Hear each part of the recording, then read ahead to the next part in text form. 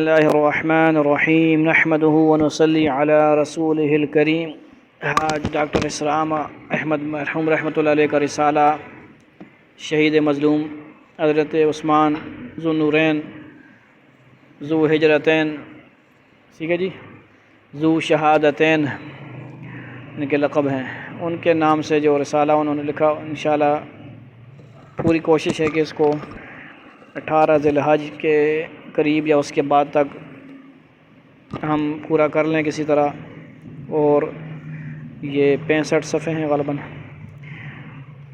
کیونکہ 18 ذی الحج کو حضرت عثمان رضی اللہ کے شہید کیے، مظلومانہ شہید کیے گئے، ٹھیک ہے۔ ہر صحابہ کرام کو، اہل بیت کو یاد رکھنا چاہیے۔ یہاں پہ وہ آیت لکھی ہوئی ہے شہید مظلوم کے اوپر، فَسَيَكْفِيكَهُمُ اللَّهُ، یہ وہ آیت ہے جب آپ قرآن پاک پڑھ رہے تھے، کیونکہ آپ تو ماشاءاللہ ناشر قرآن ہیں، قرآن کے مطلب بہت محبت کرنے والے سارے صحابہ ہی ایسے ہیں، لیکن آپ کی شان تھی۔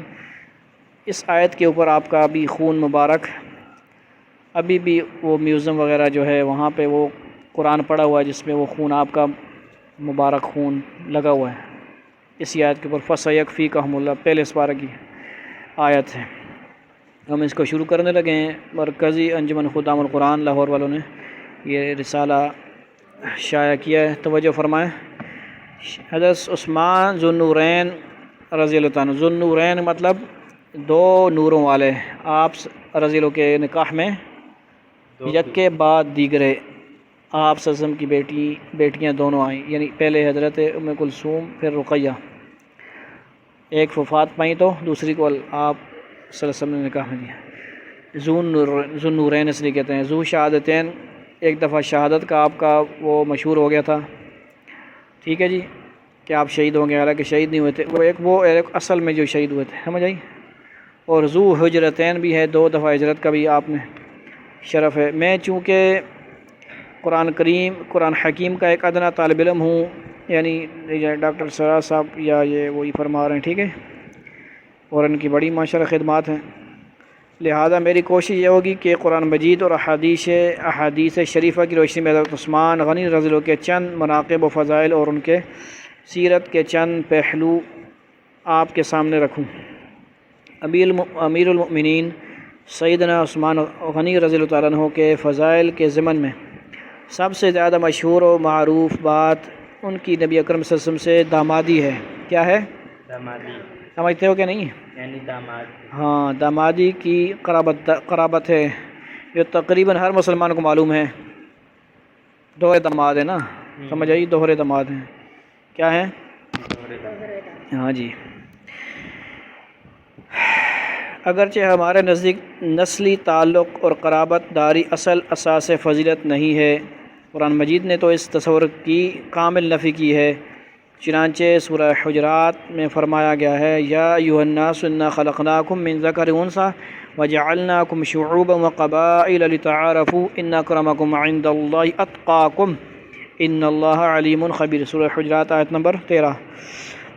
لوگوں، ہم نے تم سب کو ایک ہی مرد اور عورت سے پیدا کیا ہے، پیچھے بھی حضرت آدم و حوا، پھر آگے بھی جو میاں بیوی ہوتے ہیں، اور تمہارے جدا جدا خاندان اور قومیں، پٹھان، پنجابی، لاہوری، پشوری، سندھی، بلوچی، یہ سب کس نے بنائے؟ اللہ نے بنائے۔ کس لیے بنائے؟ خاندان اور قومیں جو بنائی ہیں تو باہم شناخت کے لیے، نہ کہ تکبر و افتخار کے لیے، میں خان ہوں، میں پٹھان ہوں، میں سندھی ہوں، اس لیے نہیں تکبر نہیں کرنا، پہچان کے لیے بنائی ہیں کہ یہ فلاں علاقے سے، وہاں کی زمین ایسی ہے تو یہ ایسے ہیں، سمجھ آئیے۔ بے شک تم میں سب سے زیادہ عزت دار تو اللہ تعالیٰ کے نزدیک وہی ہے جو زیادہ پرہیزگار ہے، بے شک اللہ جاننے والا اور باخبر ہے۔ رنگ و نسل اور خون کے رشتوں کے تعلق کو، جنہیں عام طور پر دنیا میں شرف و فضیلت کی اساس سمجھا گیا ہے، قرآن مجید نے غلط قرار دیتے ہوئے رنگ و نسل کے تمام بتوں کو توڑ ڈالا ہے اس آیت میں، ٹھیک ہے، اور اصل بنائے شرف و عزت اور کرامت و فضیلت صرف تقوی کو قرار دیا ہے، سمجھ آئیے۔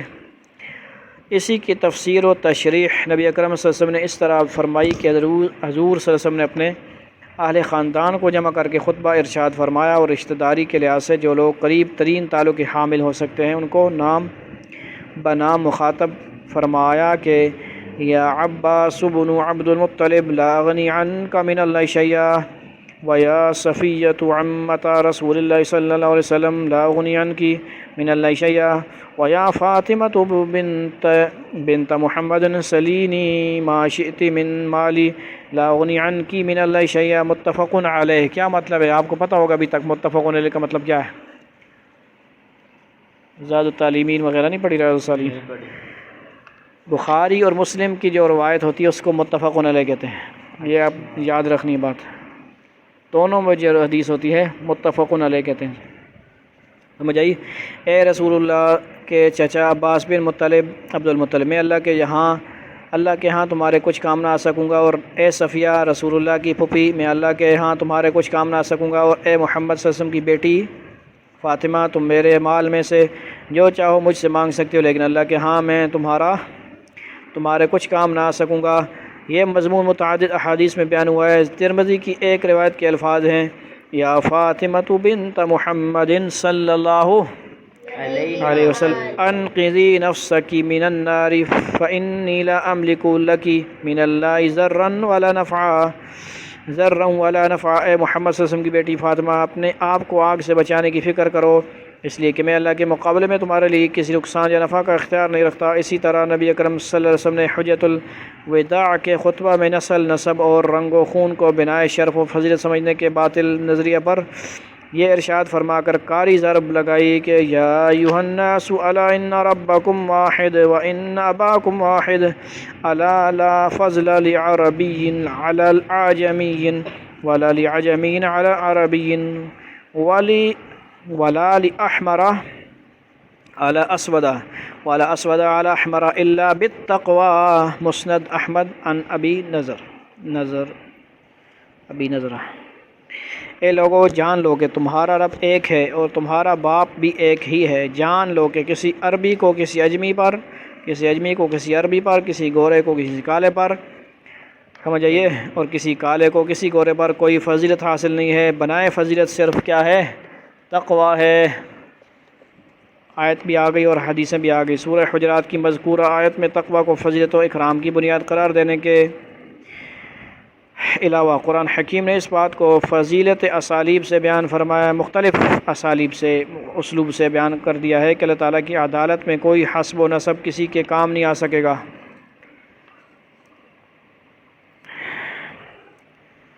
بلکہ ہر انسان کو صرف اس کے اپنے اعمال ہی اللہ کی پکڑ سے بچا سکیں گے، جیسا کہ سورۃ النجم میں فرمایا گیا وَأَن لَّيْسَ لِلْإِنسَانِ إِلَّا مَا سَعَىٰ وَأَنَّ سَعْيَهُ سَوْفَ يُرَىٰ، اور متعدد مقامات پر فرمایا گیا ہے لَا تَزِرُ وَازِرَةٌ وِزْرَ أُخْرَىٰ۔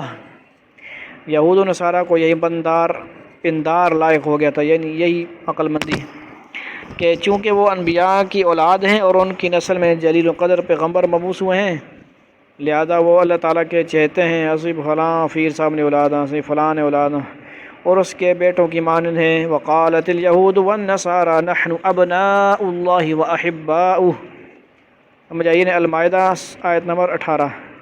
چنانچہ ان کے اس پندار کو قرآن مجید نے باطل قرار دیا اور فرمایا گیا واتقوا یوما لا تجزی نفس عن نفس شیئا ولا يقبل منها شفاعہ، سورہ بقرہ آیت نمبر 48۔ نیز ان کو متنبہ کیا گیا کہ پچھلوں کی کمائی ان کے لیے تھی اور تمہاری کمائی تمہارے لیے۔ تلک امۃ قد خلت لها ما کسبت ولکم ما کسبتم ولا تسألون عما كانوا يعملون، یہ سورہ بقرہ میں 2 دفعہ آئی ہے، سمجھ آئیے، 34 بھی اور 141۔ پس معلوم ہوا کہ ازروِ قرآن مجید اصل بنائے فضیلت اور اصل بنائے شرف نسل اور خون کا رشتہ نہیں ہے، بلکہ ایمان و تقوی ہے۔ بئیں ہمہ 2 باتیں انتہائی قابل غور ہیں۔ پہلی یہ کہ نبی اکرم صلی اللہ علیہ وسلم سے قرابت داری اور رشتہ داری کا تعلق چاہے کلی طور پر بنائے فضیلت نہ ہو، لیکن من وجہ فضیلت کی ایک بنیاد ضرور ہے۔ دوسری یہ کہ چونکہ عوام کے ذہن عموماً اس بنائے شرف کو قبول کر لیتے ہیں، بلکہ عوام کی اکثریت کا تصور فضیلت یہی ہے، چنانچہ ہمارے یہاں ایک مکتبہ فکر نے عوام الناس کی اس کمزوری سے فائدہ اٹھا کر اسی چیز کو بنائے شرف و فضیلت بنا کر اس کا زبردست چرچا کیا ہے۔ لہذا اس نقطۂ نظر سے اگر حضرت عثمان غنی رضی اللہ تعالیٰ عنہ کی نبی اکرم صلی اللہ علیہ وسلم سے قرابت داری کے پہلو کو نمایاں اور واضح کیا جائے تو کوئی حرج نہیں۔ حضور صلی اللہ علیہ وسلم سے قرابت یعنی حضرت عثمان، امر واقع یہ کہ حضرت عثمان غنی رضی اللہ کا قرابت اور رشتہ داری کے لحاظ سے نبی اکرم صلی اللہ علیہ وسلم سے تہرا رشتہ اور تعلق ہے، ڈبل نہیں ٹرپل۔ کس طرح حضرت عثمان غنی رضی اللہ خاندان کے لحاظ سے نجیب الطرفین قرشی ہیں یا قریشی، اور 5ویں پشت میں ان کا اور حضور صلی اللہ علیہ وسلم کا نسبی تعلق یکجا ہو جاتا ہے۔ سمجھ آئیے؟ کیا مطلب؟ یعنی آپ کے جو والد صاحب کا ہے نا، وہ جس طرح محمد بن عبداللہ بن عبد المطلب بن بن ہابن، وہ جو ہے نام ہے، وہ 5واں نام برابر ہو جاتے ہیں۔ جب برابر ہو گیا تو وہاں 5ویں سے لے کر پیچھے آدم علیہ السلام تک نہیں سمجھ آ رہی بات، برابر ہو گیا نا۔ محمد بن عبداللہ بن عبد المطلب بن عبد المطلب بن عبد مناف بن قصی بن کلاب، مجھے تو نام نہیں یاد نا، 5واں نام ہے مثال کو تو کلاب ہوگا یا جو بھی ہے۔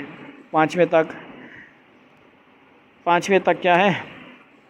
الگ الگ ہیں، پھر 5واں چوتھے تک الگ ہوں گے تو 5واں برابر ہو گیا، یعنی پردادا، اس کے دادا، ابا، دادا، پردادا، لکڑ دادا، شکر دادا، جو بھی ہوتا ہے، مجھے 5ویں نمبر وہ آپس میں برابر ہو گئے ہیں، ایک رشتہ داری ہے۔ سمجھ آئی گل؟ نہیں سمجھ آنی تو میں کی کراؤں، ماں بھی نہیں سمجھ آئی، سمجھ آ رہی ہے بات؟ آ رہی ہے انشاءاللہ۔ اور 5ویں پشت میں ان کا اور حضور صلی اللہ علیہ وسلم کا نسبی تعلق یکجا ہو جاتا ہے۔ حضرت عثمان غنی کی والدہ حضرت عروہ بنت ام الحکیم بنت عبد المطلب تھیں۔ اب سمجھ آ رہی ہے؟ عبد المطلب یہ تو پتہ ہے نا کون ہے؟ عبد المطلب دادا ہے نا یار حضور سے، لہذا یعنی حضرت عروہ بنت ام الحکیم بنت عبد المطلب، کیا مطلب؟ نان کا رشتہ دار ہو گیا نا، نان کا نہیں داد کا ہی ہے نا۔ عروہ کون ہے؟ بنت ام الحکیم، عبد المطلب کی بیٹی، اب ام حکیم کی بیٹی عروہ بنت، سمجھ آئی گل؟ لہذا عثمان غنی کی والدہ محترمہ جناب عبد المطلب کی نواسی تھیں اور نبی اکرم صلی اللہ علیہ وسلم عبد المطلب کے پوتے۔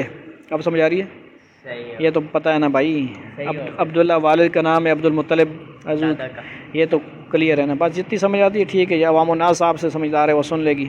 گویا حضور صلی اللہ علیہ وسلم اور حضرت عثمان غنی کی والدہ ماجدہ کے ماں بہن پھپھی ذات بہن اور ماموں ذات بھائی کا رشتہ ہے، لہذا حضرت عثمان غنی اس نسبت سے نبی اکرم صلی اللہ علیہ وسلم کے بھانجے ہیں، شرف دامادی۔ یہ دوسرا رشتہ سب کو معلوم ہے کہ حضرت عثمان غنی حضور صلی اللہ علیہ وسلم کے دوہرے داماد ہیں، ذو نورین۔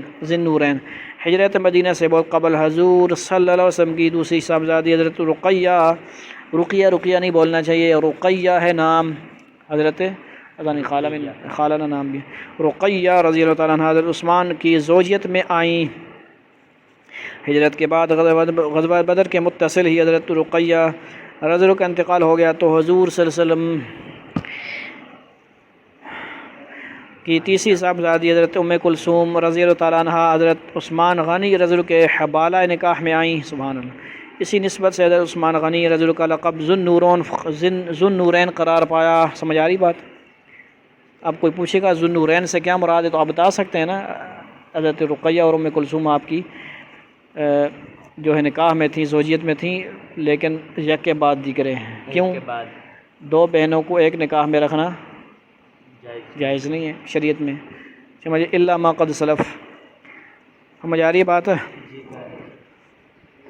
حضور صلی اللہ علیہ وسلم کی سب سے چھوٹی صاحبزادی حضرت فاطمہ الزہرا رضی اللہ تعالیٰ عنہ کا عقد نکاح حضرت علی رضی اللہ سے ہو چکا تھا اور حضرت علی رضی اللہ کو حضور صلی اللہ علیہ وسلم کی دامادی کا شرف حاصل تھا۔ دامادی کے اس شرف کا ایک خاص گروہ کی طرف سے خوب چرچا کیا گیا ہے، اس لحاظ سے بھی بادنا تعامل صاف نظر آتا ہے کہ حضرت عثمان غنی رضی اللہ کو حضرت علی کے رضی اللہ کے مقابلے میں دامادی کی فضیلت دو چند حاصل ہے۔ سمجھ آئیے؟ اس بات کو بھی گہری نظر سے سوچیں ذرا۔ روایات میں آتا ہے کہ حضرت رقیہ رضی اللہ کے انتقال کے بعد حضرت عثمان رذلوں پر انتہائی رنج و ملال طاری تھا اور افسردگی، وہ پجمرگ بندے آئے ہوئے ہیں تو اس طرح نہیں، ٹھیک ہے، توجہ سنیں غور سے، افسردگی و پجمردگی ان کے چہرہ مبارک سے حویدہ تھی۔ ایک روز اسی رنج و علم کے عالم میں حضور صلی اللہ علیہ وسلم نے پوچھا کہ اے عثمان تمہارا کیا حال ہے؟ حضرت عثمان نے عرض کیا میرے ماں باپ آپ پر قربان، میرے برابر اور کسی کو مصیبت نہ پہنچی ہوگی۔ رسول اللہ صلی اللہ علیہ وسلم کی بیٹی وفات پا گئی اور میرے اور آپ کے درمیان دامادی کا رشتہ منقطع ہو گیا۔ حضور صلی اللہ علیہ وسلم نے فرمایا اے عثمان تم یہ کہہ رہے ہو اور جبریل میرے پاس موجود ہیں اور مجھے خبر دے رہے ہیں کہ اللہ تعالیٰ نے ام کلثوم کا نکاح تم سے کر دیا ہے۔ سبحان اللہ۔ گویا حضرت عثمان غنی رضی اللہ عنہ کا ام کلثوم سے نکاح آسمان پر پہلے ہوا اور زمین پر بعد میں۔ سبحان اللہ۔ نبی اکرم صلی اللہ علیہ وسلم کے ساتھ یہ فضیلت صرف حضرت عثمان غنی کے نصیب میں آئی کہ جس طرح ام المؤمنین حضرت زینب بنت جحش رضی اللہ تعالیٰ عنہ کا نکاح حضور صلی اللہ علیہ وسلم سے پہلے آسمان پر ہوا اور بعد میں زمین پر، سمجھ آئیے، سبحان اللہ۔ یہ بھی سورہ آپ کو سورہ احزاب میں انشاءاللہ تفصیل آئے گی۔ اسی طرح کا معاملہ عثمان کے ساتھ ہو چکا تھا۔ جب حضرت ام کلثوم رضی اللہ تعالیٰ عنہ بھی وفات پا گئیں تو حضور صلی اللہ علیہ وسلم نے فرمایا کہ اگر میری 40 بیٹیاں ہوتی اور وہ یکے بعد دیگرے انتقال کرتی رہتی تو بھی میں اپنی بیٹیوں کو یکے بعد دیگرے عثمان رضی اللہ کے نکاح میں دیتا رہتا۔ سبحان اللہ۔ روایات میں تعداد مختلف لیکن سب میں یہ بات مشترک ہے کہ نبی اکرم صلی اللہ علیہ وسلم حضرت عثمان رضی اللہ کی دامادی اور ان کے حسن سلوک سے اس قدر راضی اور خوش اور مطمئن تھے کہ یکے بعد دیگرے اپنی صاحبزادیوں کو ان کے نکاح میں دینے کے لیے تیار تھے۔ بس 2-4 لینے پڑتے ہیں۔ آپ جانتے ہیں کہ خسر اور داماد کا رشتہ بڑی نزاکتوں کا عمل ہوتا ہے۔ اگر کسی داماد کے سلوک سے کسی بیٹی کا باپ غیر مطمئن ہو تو وہ کسی حال میں بھی اپنی دوسری بیٹی کو اس داماد کے نکاح میں دینے کے لیے تیار نہیں ہوتا۔ لیکن یہ ہاں معاملہ یہ ہے کہ حضور صلی اللہ علیہ وسلم عثمان غنی کے نکاح میں یکے بعد دیگرے اپنی 40 صاحبزادیاں دینے کے لیے تیار ہیں۔ یہ ایک ایسا شرف ہے کہ جس میں حضرت عثمان غنی کے ساتھ کوئی دوسرا شریک نہیں، اور اس بات کی بھی روشن دلیل ہے کہ حضرت عثمان غنی رضی اللہ عنہ حضور صلی اللہ علیہ وسلم کو کس قدر محبوب تھے۔ وآخر دعوانا الحمدللہ۔ آگے انشاءاللہ ذو النورین کا لقب جو ہے اس پہ پڑھیں گے۔ اللہ تعالی ہمیں عثمان رضی اللہ کی جو ہے ان کی مغفرت فرمائیں، مطلب درجات بلند فرمائیں، ان کو یاد رکھنے کی امت کو توفیق نصیب فرمائیں، ان کی قربانیاں یاد رکھیں اور ان کی سعادت کو قبول فرمائیں، اور ہمیں ان کو یاد رکھنے کی، ہمارے نسلوں کو بھی، صحابہ کرام سب کو، اہل بیت کو یاد رکھنے کی توفیق نصیب فرمائے۔ وآخر دعوانا